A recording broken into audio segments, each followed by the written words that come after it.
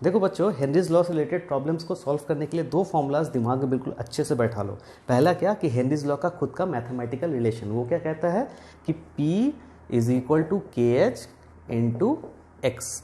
यहाँ पर P क्या है? प्रेशर। किसका pressure? Pressure of the vapour over the solution at equilibrium. मतलब मान लो कि ये अगर कंटेनर क्लोज कंटेनर है और यहाँ पर सॉल्यूशन का लेवल यहाँ पर है, जहाँ पर कि कुछ गैस डिसॉल्व हो चुका है और कुछ गैस जो है वो अनडिसॉल्व है, वो कहाँ है? इसके ऊपर में। ठीक है, तो इस अनडिसॉल्व गैस की वजह से इस सॉल्यूशन के लेवल के ऊपर में जो भी प्रेशर क्रिएट होगा उसी प्रेशर को क्या कहते हैं? P, pressure of the vapour, is equal to K H, Henry's law constant, और x क्या है? Mole fraction of this gas. यहाँ पर जो भी गैस है उसका मोल फ्रैक्शन। मोल फ्रैक्शन का मतलब number of moles of solute divide by total number of मोल, मतलब सॉल्यूट प्लस सॉल्वेंट। ठीक है, तो मोल फ्रैक्शन का मतलब क्या हुआ कि number of moles of solute divide by number of moles of solute plus number of mole of solvent. Clear? Second जो फॉर्मूला हम लोग इसमें यूज करेंगे वो क्या है? Partial pressure, Dalton's law partial pressure, class 11 states of matter.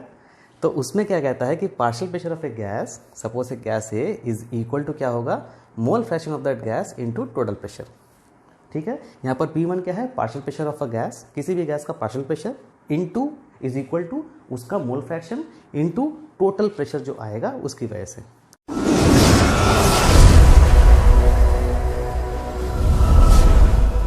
आते हैं फर्स्ट न्यूमेरिकल। देखो क्या कह रहा है कि when N2 gas is bubbled through 1 litre of water exerts a pressure of 0.987 bar, find out the number of moles of N2 dissolved in water. और Henrys law constant का जो वैल्यू दिया हुआ है वो इतना दिया हुआ है। इसका मतलब क्या हुआ कि एक सॉल्वेंट है, उसमें से क्या किया गया है कि N2 गैस को बबल करके पास कराया गया है, मतलब अंदर से पास करा गया, फिर वो बबल होकर ऊपर की तरफ गया है। तो अल्टीमेट हुआ क्या है? होने के बाद में क्या है कि एक्सर्ट्स अ प्रेशर ऑफ 0.987 बार, मतलब ये बबल होने के बाद में ऊपर गया, मतलब यहाँ तक सरफेस तक आ गया। फिर यहाँ पर क्या हुआ कि प्रेशर एक्सर्ट किया। वो कितना प्रेशर एक्सर्ट किया? 0.987 बार। ओके, हमको निकालना क्या है? Find out the number of moles of N2 dissolve in. ठीक है, मुझे number of mole of N2 निकालना है वाटर। ओके, यहाँ पर देखो कितना अच्छा वॉल्यूम, जो वाटर का जो वॉल्यूम वो कितना दिया? 1 लीटर। मतलब सॉल्वेंट का जो वॉल्यूम है वो कितना दिया? 1 लीटर। मुझे निकालना है N ऑफ N2, और इसके लिए KH का वैल्यू दिया हुआ है, वो कितना दिया हुआ है?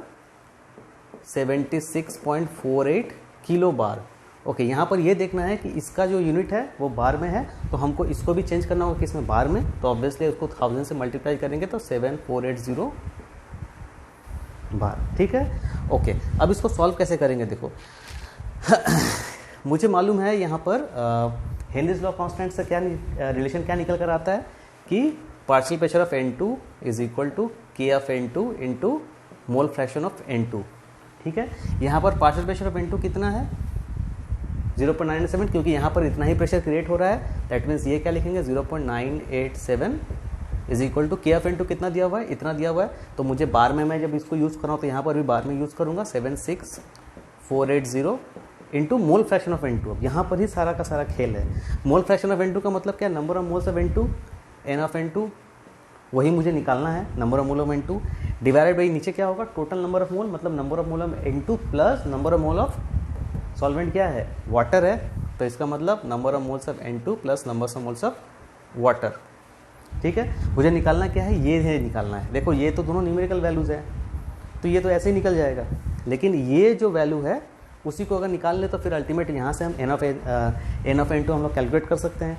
तो ये जो वैल्यू होगा N ऑफ H2O, ये क्या होगा? ये क्या है? Number of mole of water. Water क्या है यहाँ पर? सॉल्वेंट। तो इसका मतलब सॉल्वेंट का, इसका मतलब क्या होता है? N ऑफ H2O का मतलब mass divide by molecular mass, यही होता है। तो इसका मास कितना दिया हुआ है बताता हूँ। पहले मॉलिक्यूलर मास कितना होता है वाटर का? बचपन से पढ़ते आ रहे हो, और कितना होता है? 18। ओके, अब देखो वाटर का मास कितना दिया है? वाटर का वॉल्यूम कितना दिया? 1 लीटर। ठीक है, हम लोग को मालूम है कि वाटर की डेंसिटी 1 होती है ना, 1 ग्राम पर सीसी। तो वाटर की डेंसिटी अगर 1 ग्राम पर सीसी होती है तो इसका मतलब क्या हुआ कि डेंसिटी इक्वल टू क्या होता है? Mass by volume.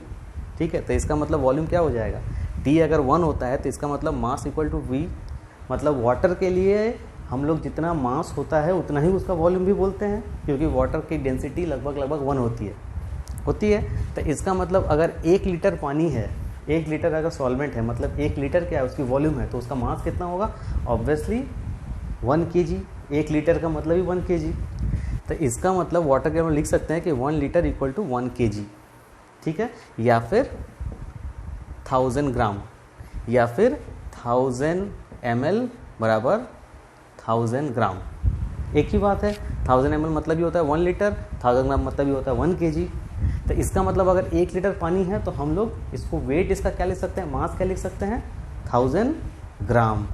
तब इसका मतलब यहाँ पर हम लोग क्या लिखेंगे, NaOH2, यहाँ पर इसको हम लोग लिखेंगे क्या कि 1000 डिवाइड बाई 18, ठीक है। देखो अब सब नोन हो गए, सिर्फ हमको कैलकुलेट करके N फॉर H2 निकालना है। तो वो कैलकुलेट करने के बाद में अल्टीमेट आएगा 0.71। गुणाकार भागाकार करके देख लेना, NaOH2 जो आएगा वो आएगा 0.71, ठीक है, यही होगा इसका आंसर। ओके बच्चों, अब देखो प्रॉब्लम नंबर 2। प्रॉब्लम नंबर 2 क्या कह रहा है, देखो कि at 298 kelvin temperature the value of Henry's law constant for nitrogen in water, मतलब K of N2 in water, पानी में इसके लिए क्या बता रहा है, इसका हेनरीज लॉ कांस्टेंट का वैल्यू 8.6 इंटू 10⁴ ATM, ठीक है।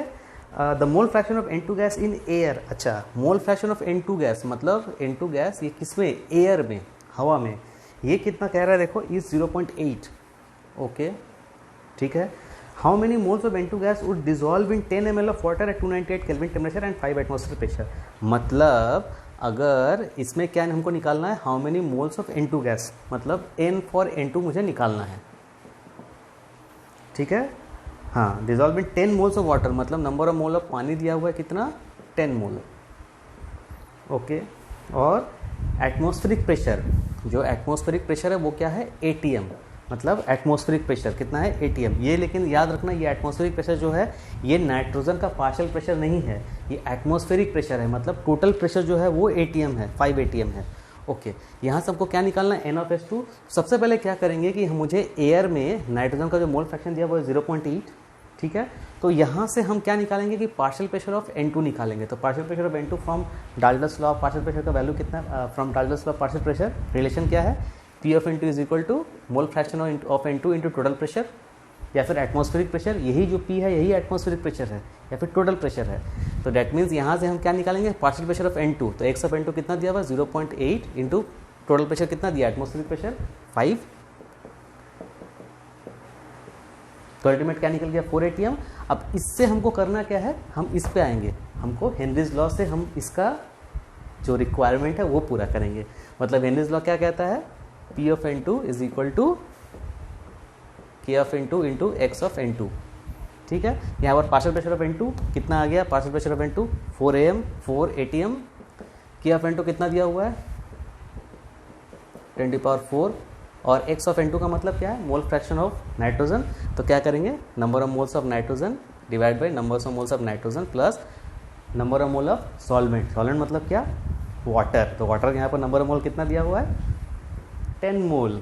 पुट करो, पुट करके यहाँ से निकालना क्या हमको, सीधा यहाँ से भैया निकालना है number of moles of N2। तो भैया कैलकुलेट करके देख लेना, यहाँ पर जो N का वैल्यू आएगा वो आएगा 4.5 इंटू 4.05 इंटू 10⁻⁻⁴, ठीक है।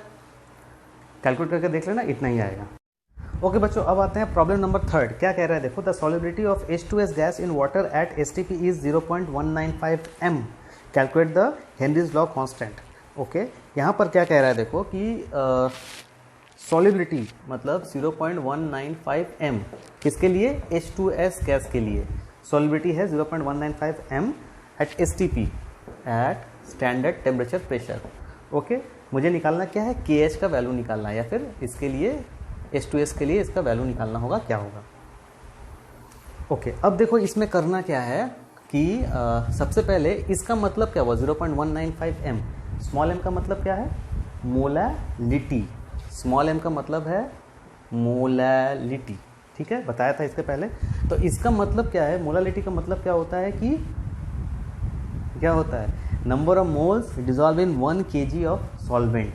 मतलब कितना number of moles of solute हम लोग 1 kg सॉल्वेंट में हम लोग डिजॉल्व कर रहे हैं। मतलब इसका क्या होता है, हम लोग इसको अगर लिखें तो number of moles of solute, ठीक है, divided by 1000 gram of solvent, या फिर इसको 1 kg लिखो सीधा, 1 किलोग्राम ऑफ सॉल्वेंट। 1 किलोग्राम मतलब ही 1000 ग्राम, 1 किलोग्राम मतलब ही 1000 ग्राम। हाँ, तो 1 kg सॉल्वेंट में कितना number of moles of solute हम लोग डिसॉल्व कर रहे हैं, तो कितना number of moles of dissolve कर रहे हैं, 0.195। अगर मोलालिटी का वैल्यू 0.195 है तो इसका मतलब ये हुआ कि 1000 ग्राम सॉल्वेंट में हम लोग 0.195 मोल सॉल्यूट डिसॉल्व कर रहे हैं, इसका मतलब ही यही हुआ, ठीक है। अब उसके बाद मुझे करना क्या है कि मुझे इसका वैल्यू निकालना है।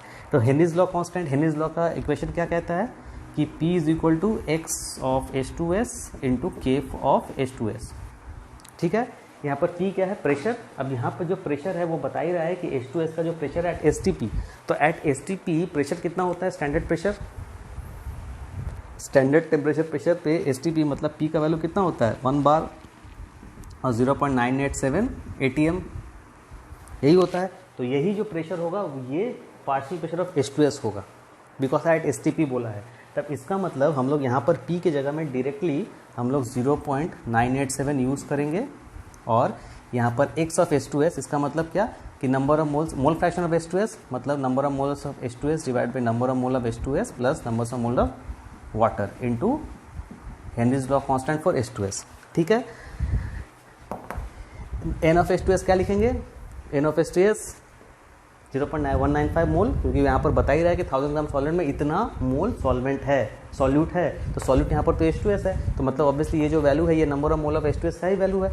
इसका मतलब इस रिलेशन को हम लोग 0.987 इज इक्वल टू क्या लिख सकते हैं, N ऑफ H2S मतलब 0.195 इंटू 0.195 प्लस, अच्छा N ऑफ H2O। अब N ऑफ H2O क्या हो जाएगा, N ऑफ H2O मतलब number of mole of water, तो number of mole of water का मतलब क्या, वेट बाई मॉलिक्यूलर वेट। तो इसका मास कितना होगा, वाटर का मास कितना दिया हुआ है 100 ग्राम, 1000 gram divide by molecular mass कितना होगा, obviously 18 into K for H2S। इससे अब मुझे सब कुछ कैलकुलेट करके अल्टीमेट करना क्या है, K फॉर H2S का वैल्यू निकालना है, ठीक है। इसको कैलकुलेट करके K फॉर H2S का जो वैल्यू आएगा वो आएगा 282.18, ठीक है। अब आते हैं नेक्स्ट। ओके बच्चों, अगला प्रॉब्लम देखो, प्रॉब्लम नंबर 4 क्या कह रहा है, देखो the Henry law constant for N2 and O2 gas in water are इतना इतना, ठीक है। मतलब वाटर में K for N2 and K for O2 इन दोनों का वैल्यूज दे दिया है, 8.6 × 10⁴ और इसके लिए कितना दिया हुआ है 4.2 × 10⁴ ATM, ठीक है। Okay, at 25 degree Celsius if the atmospheric pressure is P ATM, मतलब टोटल प्रेशर जो एटमॉस्फेरिक प्रेशर है वो क्या है P ATM। Okay, calculate the, मुझे निकालना क्या है कि the ratio of mole fraction of O2 and N2 that would have dissolve in water at 25 degree Celsius. मतलब मुझे निकालना क्या है कि वाटर में इसका दोनों का मोल फ्रैक्शन का मुझे रेशियो निकालना है, ठीक है। Assume the mole fraction of N2 and O2 in air are, अच्छा इन एयर, यहाँ पर याद रखना कि एयर को मैं बोला है, क्या बोला है, एयर में N2 और O2 का जो मोल फ्रैक्शन का वैल्यू है, मतलब मोल fraction of N2 and mole fraction of O2 इन दोनों के वैल्यूज क्या क्या दिए हुए हैं 0.78 एंड 0.20 रिस्पेक्टिवली, ठीक है। ओके, अब इसके बाद सबसे पहले इसमें करेंगे क्या, एयर के लिए इन दोनों के मोल फ्रैक्शन का वैल्यू दिया हुआ है। सबसे पहले हम इसमें क्या करेंगे कि Dalton's law partial pressure use करेंगे। तो वो क्या था कि पार्शियल प्रेशर ऑफ N2 कितना हो जाएगा, मोल fraction of N2 into total pressure atmospheric pressure कितना होगा P। सिमिलरली इसके लिए हम लोग क्या लिखेंगे, P ऑफ N2 क्या लिखेंगे, मोल fraction of O2 into total pressure यहाँ पर P एटमॉस्फेयर दिया हुआ है तो P ही यूज़ करेंगे। अब इसके बाद इन दोनों रिलेशंस को हम लोग हेनरीज लॉ, इसके लिए हम लोग क्या करेंगे, हेनरी लॉ का इस्तेमाल करेंगे और वहाँ पर ये दोनों वैल्यूज इसमें पुट करेंगे। मतलब इसके लिए हम लोग Henrys equation for P of N2 क्या लिख सकते हैं, मोल fraction of N2 into Henrys law constant for N2, ठीक है। यहाँ पर P ऑफ N2 क्या लिखेंगे, पार्शियल प्रेशर ऑफ N2, ये वाला वैल्यू उसमें पुट करेंगे, 0.78 into P is equal to mole fraction of N2 कितना है नहीं मालूम। ये वाला वैल्यू यहाँ नहीं लिखेंगे क्योंकि ये जो मोल फ्रैक्शन है ये किस में है, एयर में है, और ये जो मोल फ्रैक्शन है वो किस में पूछ रहा है, वाटर में है, तो ये वैल्यू हम लोग यहाँ पुट नहीं कर सकते हैं। हो गया इनटू ये क्या है, हेनरीज लॉ कांस्टेंट। N2 के लिए कितना दिया हुआ देखो 8.6 इंटू 10⁴। x का value x of N2 put नहीं कर सकते हैं, लेकिन जो P ऑफ N2 है, पार्शियल प्रेशर ऑफ N2 है, वो पुट कर सकते हैं क्योंकि वो हमेशा बराबर ही रहेगा। ओके, सिमिलरली हम लोग यहाँ पर P ऑफ O2 क्या लिखेंगे, P ऑफ O2 लिख सकते हैं क्या कि x of O2 into Henrys law constant for O2। तो x for P of O2 यहाँ पर कितना है 0.20 इंटू P, और x ऑफ O2 कितना दिया हुआ है नहीं मालूम, निकालना है, इंटू K ऑफ O2 कितना दिया हुआ है 4.2 इंटू 10⁴। ठीक है, अब इन दोनों इक्वेशंस को, इक्वेशन 1 इक्वेशन 2, इन दोनों इक्वेशन को डिवाइड करो, डिवाइड 2 डिवाइडेड बाई 1, दोनों को डिवाइड करने पे क्या हो जाएगा 0.20 into P divided by 0.78 into P is equal to x of N2 into 8.6 into 10⁴ divide by x of O2 into 4.2 into 10⁴ हुआ। सारे के सारे वैल्यूज देखो कैंसिल आउट हो जाएंगे, सिर्फ x ऑफ N2 और O2 उल्टा कर दिया क्या, ओहो सॉरी, इसको थोड़ा ठीक कर लो। x ऑफ O2 है तो सबसे पहले यहाँ पर x ऑफ O2 के होगा x of O2 into 4.2 into 10⁴, और ये हो जाएगा 0.678, तो x of N2 into 8.6 into 10⁴। ठीक है, अब ये कैलकुलेट करके देख लेना, ये जो दोनों का दोनों रिलेशन है, ये दोनों रिलेशन से इस दोनों का वैल्यू आ जाएगा, रेशियो आ जाएगा। तो x of O2 divide by x of N2 आएगा मेरा ultimate, x of O2 divide by x of N2 ये आएगा 0.52। मतलब परसेंटेज अगर बोला जाए तो क्या, रेशियो अगर बोला जाए तो क्या बोलेंगे 0.52:1। ठीक है, नेक्स्ट। ओके बच्चों, नेक्स्ट प्रॉब्लम है प्रॉब्लम नंबर 5। देखो ये क्या कह रहा है कि Henry law constant for CO2 in water is 1.67, मतलब K फॉर CO2 का वैल्यू कितना दिया 1.67 इंटू 10⁸ पास्कल। ठीक है, एट 298 केल्विन टेम्परेचर। ठीक है, calculate the quantity of CO2 in 500 ml of soda water. Quantity of CO2 मतलब ऑब्वियसली क्या पूछ रहा है, इसका मास, CO2 का हमको मास निकालना है, मतलब मुझे क्वांटिटी मतलब भी क्या निकालना है, मास ऑफ CO2, हमको यही निकालना है, क्वांटिटी ऑफ CO2 निकालना है। उसके बाद हाँ, इन 500 ml ऑफ सोडा वाटर, मतलब जो सॉल्वेंट है वो क्या है, सॉल्वेंट है वो सोडा वाटर है, कितना ml उसका दिया हुआ है 500 ml, मतलब वॉल्यूम दिया हुआ है ऑब्वियसली। सोडा वाटर इसका मतलब क्या, पानी है, सॉल्वेंट जो है वो पानी है, 500 ml पानी है। When packed under 2.5 atmosphere CO2 pressure, मतलब यहाँ पर 2.5 जो एटमोस्फियर है वो किसका है, CO2 का प्रेशर है, मतलब ऑब्वियसली ये जो है ये पार्शियल प्रेशर ऑफ CO2 है। ठीक है, एट 298 केल्विन टेम्परेचर। ओके, अब मुझे देखो यहाँ पर करना क्या है, यहाँ पर सीधा हेनरीज लॉ अप्लाई करेंगे। तो हेनरीज लॉ अप्लाई करेंगे तो क्या होगा, CO2 x for CO2 into K for CO2। ठीक है, अच्छा P ऑफ CO2 कितना है 2.5 एटमोस्फेयर, लेकिन यहाँ पर इसका जो वैल्यू दिया हुआ पास्कल में दिया हुआ है, इसका मतलब हमको इसको क्या करना पड़ेगा, पास्कल में चेंज करना पड़ेगा। तो 1 ATM इक्वल टू कितना पास्कल होता है, 1 ATM इक्वल टू 10, 13, 25 पास्कल। याद रखना है, ईजी चीज़ है, बिल्कुल सीधे तरीके से याद रखना है कि 1 ATM is equal to 10, 13, 25 pascal. सोया जिनिस, तो अगर 1 ATM is equal to 10, 13, 25 pascal होगा तो 2.5 ATM बराबर कितना पास्कल हो जाएगा, जस्ट इसको क्या करेंगे 2.5 इंटू 10, 13, 25 से मल्टीप्लाई करेंगे पास्कल। ठीक है, ये वैल्यू कहाँ पुट होगा, इसमें पुट होगा, तो 10, 13, 25 into 2.5 pascal is equal to. Okay, अब आ जाते हैं एक्स ऑफ, अच्छा K of O2, K of CO2 लिख देते हैं। K ऑफ CO2 कितना है, K ऑफ CO2 कितना है 1.67 इंटू 10⁸। अच्छा, अब आ जाते हैं एक्स ऑफ CO2, मतलब मोल फ्रैक्शन ऑफ CO2। तो मोल फ्रैक्शन ऑफ CO2 का मतलब क्या है कि number of moles of CO2 divide by number of moles of CO2 plus number of moles of पानी, जॉल। तो अब इसका मतलब, अब यहाँ पर देखो number of moles of H2O कैसे निकालेंगे, H2O का सॉल्वेंट का वॉल्यूम कितना दिया 500 ml, तो हम लोग को मालूम है कि वाटर का डेंसिटी कितना होता है 1, मतलब जो उसका वॉल्यूम होता है वही उसका वेट भी होता है, उसी को हम उसका मास भी लिख सकते हैं। दैट मीन्स हम लोग यहाँ पर इसको क्या लिख सकते हैं 5/7 मतलब भी 500 ग्राम ऑफ पानी। ठीक है, तो इसका मतलब यहाँ पर क्या है N of H2O मतलब क्या वेट बाय मॉलिक्यूलर वेट, तो वेट हम लोग क्या लिखेंगे सीधा यहाँ पर क्या लिख सकते हैं 500 divide by molecular weight of water is 18।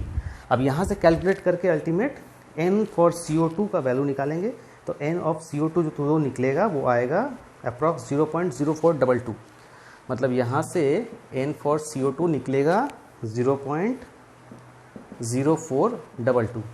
ठीक है, अब इसके बाद हम लोग को चाहिए क्या मास ऑफ CO2, तो N का मतलब क्या होता है mass of CO2 divide by molecular mass of CO2, तो मॉलिकुलर मास ऑफ CO2 कितना होता है 44, CO2 का मॉलिकुलर मास अगर निकालेंगे तो कितना आएगा 12 प्लस 16 इंटू 2 आएगा, मतलब कितना आ गया देखो 44। ठीक, तो यहाँ पर हम लोग क्या लिख सकेंगे 44 इज इक्वल टू कितना होगा 0.0422, मतलब M for CO2 is equal to यही से मल्टीप्लाई हो जाएगा, अल्टीमेट आंसर आएगा 1.86 ग्राम। ठीक है, तो बच्चों आज के लिए इतना ही, मिलते हैं नेक्स्ट वीडियो में, तब तक के लिए खूब पढ़ाई करो, खूब मेहनत करो, टाटा।